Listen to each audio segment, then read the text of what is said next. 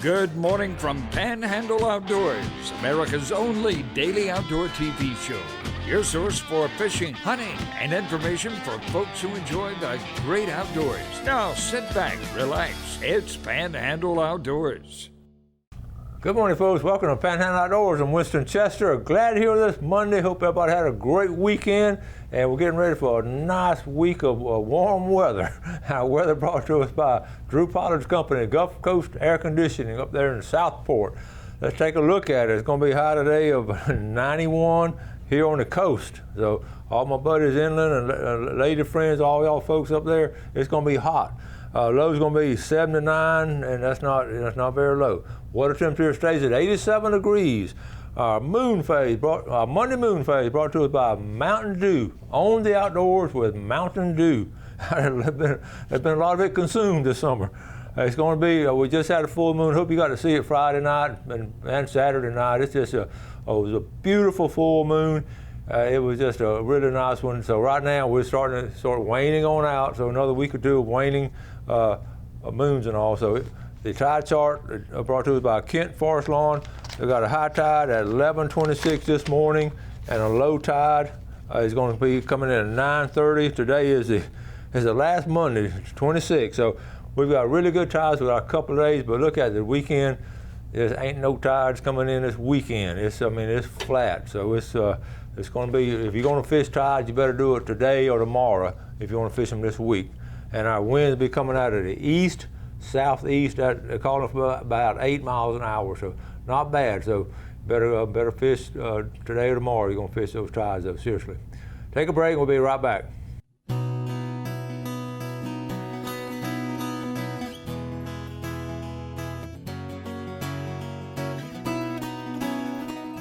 Okay, welcome back. We're going to do things different today, but I do have a couple of pictures I want to show you. Let's look at this first one. Ann Dolan, our manager here at Fox 28, her husband Pat went out and look what he caught. I mean, a big red snapper. Good job, Pat Dolan. I know y'all are eating it up. I know y'all are enjoying that. Good job there. Red tide report, nothing up in this area. We're real good up here, but you look around the central part, a lot of red tide. About once a month, I'm going to give you an update. Just a long way off, but Redfish Summit's going to be in August. They're going to have a summit down in Ocala, and I'll keep you updated on it when it's going to be. A couple of quick pictures. These are not reenacted. That's a true picture there. These bass have all kinds of things in their mouth when you catch them. You just got to be careful. Here's another one. This is not reenacted. This is what it was when it took the lure out. The frog was in there. So. And Tom Martin went on that big fishing trip last week. Tom's a loyal viewer, and what a great trip they had. So I got another couple things to share with you. But I tell you what, we're gonna go ahead and take a break right now. I'm gonna come back out something special set up for you. So let's go and take a quick break, and we'll be right back.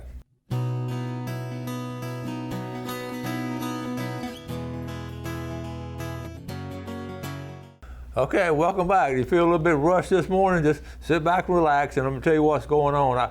We're going to introduce a video, and it's something special to me. When I started doing this show, one of the things I want to do, of course, show all the fishing and hunting and all the outdoor stuff, but at the same time, I wanted to share as much of our heritage and you know, not only share it with you, preserve it and save it. And that's the same thing when I did this book. I felt so strong about saving these stories in this book and writing these stories while these men were still alive in the fishing industry and boat building. I've always felt strong about our history and our heritage, and it's important to me. So I've tried to carry it over, some of it, into the show, and that's why this is not just a 100% outdoor show. It's, to me, sort of a Panhandle way of life, and that's what I try to reflect to you in our actions and in our presentation. So what I did.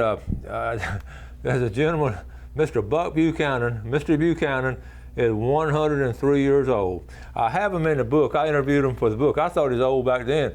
He was in his prime. He was in his 80s back then or whatever. But page 186, he did a story on him. He wrote a nice poem when he lost his brother, and I did a poem on my brother when I lost him, and he did an outdoor poem on his brother. So I put it in the book. It was my book, so I just wanted to put real things in it. So anyway, stayed in touch.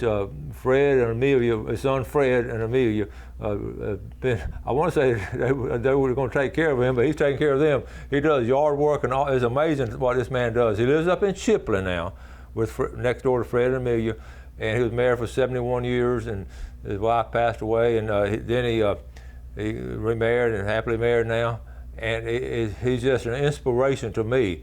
And I told Gail a while back I want to just sit down with him. I interviewed him when he turned 100, and I hadn't played that interview. I said, we're going to do another interview with him after turning 103, and I just want to share it with you. And it's a long interview, but just for us to be able to reflect back through someone else's eyes who lived in that era. He was born and raised in West Bay. The Buchanan family, the bridge right there is named after his family. And he tells his stories, and it was before he was there, before they built the canal. In fact, as a teenager, he helped dig out the canal. Of course, not like that, but he learned how to survey. His stories are just are awesome stories. He told them to me before. But anyway, went back over to the camera last week and just sat down with him, had the best visit. The biggest thing, we're trying to edit it all down, and I just want to give Gail a special thanks for spending almost 2 days and just getting it right for this video. So we're going to run part of it today, and then we're going to finish up tomorrow. And it's just, you may or may not like it, but I hope you appreciate someone's reflection of the days, the things he did, and still healthy. And he attributes that to just staying active. He does yard work every day, and has a great positive attitude. And he's just, like I say, inspiration to me.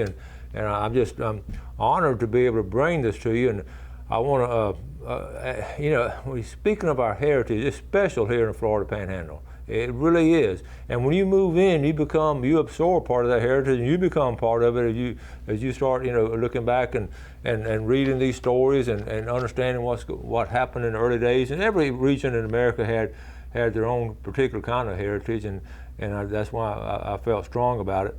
So it's not very often, you don't do this on a daily basis, you get to spend any time with a 103-year-old. But his stories, he drove his survey crew, the very first survey stake for I-10 at the Alabama state line going to Jacksonville. They drove the very first survey stake. I mean, that's what kind of business and all he did, and he surveyed so many different things, bridges and highways, and St. George Island, first bridge, and that's a remarkable story. So I just wanted, we want to put it together, we want to share it with you, and this will be preserved as part of the Panhandle heritage, and the future things we do. People are going to look back and see this interview. And when I go to museums and all, first thing I do, I look for, really interaction with people who lived those days. Sometimes it's just a voice, but I've saved all the voices out on interviews here. So it's a big deal to me. I hope you enjoy part of it. So what we're going to do, we're going to take this break here. We're going to come back and do the video, part of it now, and then finish up tomorrow. So we'll be right back. Enjoy this.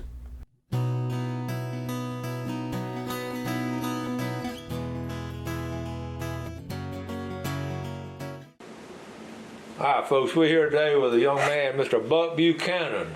Mr. Buchanan, tell us about yourself. When were you born? Oh, I was born in West Bay, 1918. So you were 103 years old. 103 years old. Wow. And my dad was a fisherman, an expert fisherman. He worked also a turpentine business. And every time where he was, I was there. Okay, you were born at home? I was born at home. And what was West Bay like when you were growing up? Just like any other old country town. Since it was more or less a center of commerce and contract and everything. But then everything moved to the beach. Right. And took it away from them. So your house, if the bridge, well, everybody knows where the West Bay Bridge was, where was your house? Where was my house? It was south of the bridge. Okay. So y'all was some, there's just a few families in West Bay at a time. There was your family, the Buchanans, and who else was there? The Rogers was there, and the Sowells were there, and the Peels were there, and it was cool. And then the Ray family came on down. Fat Ray family was there, and like I say, it was about the center of at that time, about the center of the commerce in that area.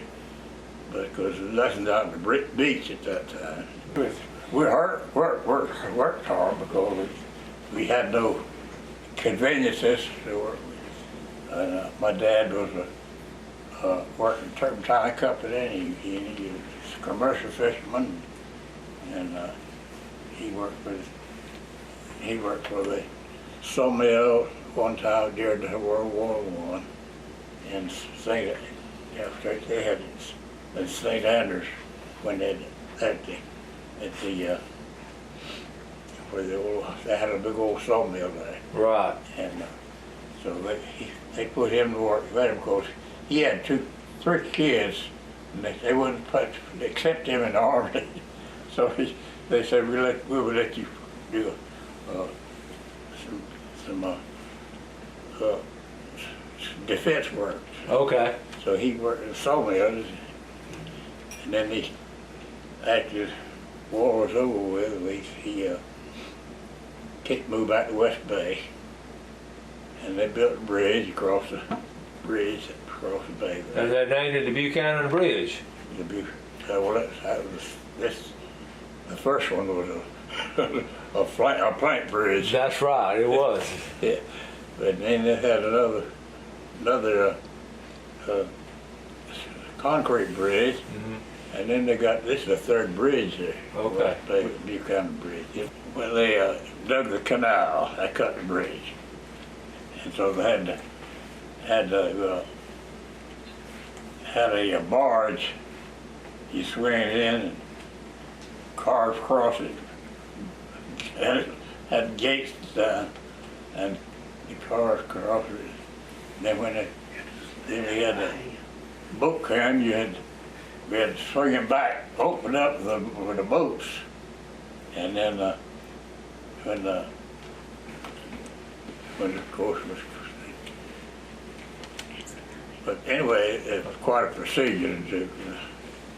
Wow. How did they open it?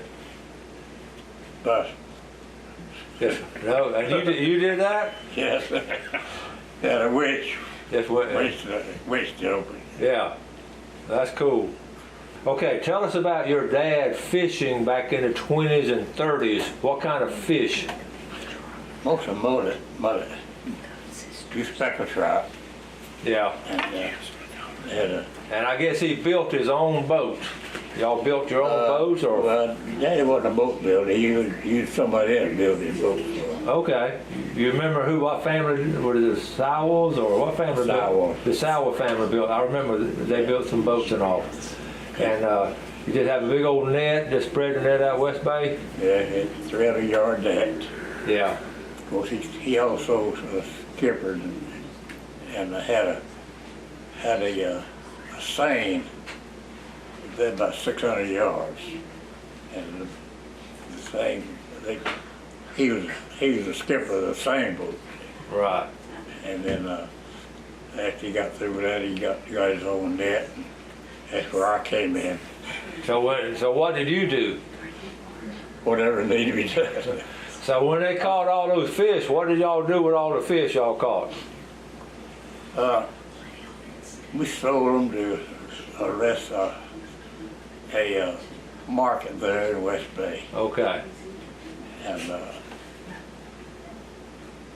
for a while we didn't have ice. We had to salt them down. And so then they got ice and they iced them down. But So you did a lot of salting? I did some salting. Yeah.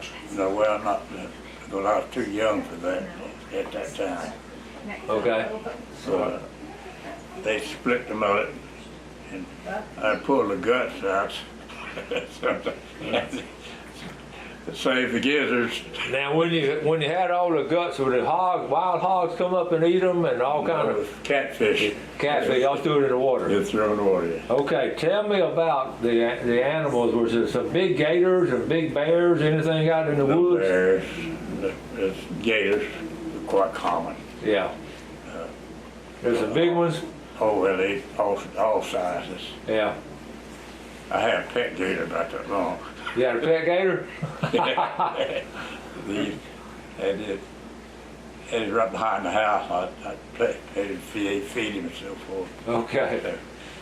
But he had regular animals, some kind of animals. And Daddy did some trapping for fur, for possum coons and stuff and sort. And I'd go with him. We'd walk around through the woods to the traps. And so once you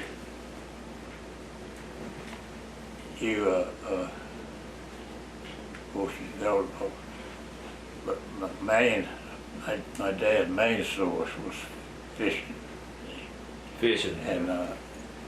And turpentine. He was on a turpentine outfit there for years. And he incorporated me as a handyman. But we had a steam boiler, and so I'd keep the boiler fired up and so forth. When you were growing up, what kind of fishing did you do? Whatever needed to be done, of course, I was kind of a standby crew because I was young. Yeah.